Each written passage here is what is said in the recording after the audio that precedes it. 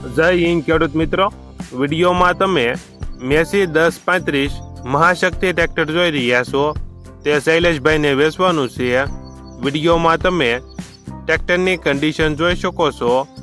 Engine powerful, company fitting, ગેર hydraulic તમામ complete, tyre ચારે સારા, ટ્રેક્ટરમાં કોઈ પ્રકારનો ફોલ્ટ નથી, company colour condition, self start, battery સારી.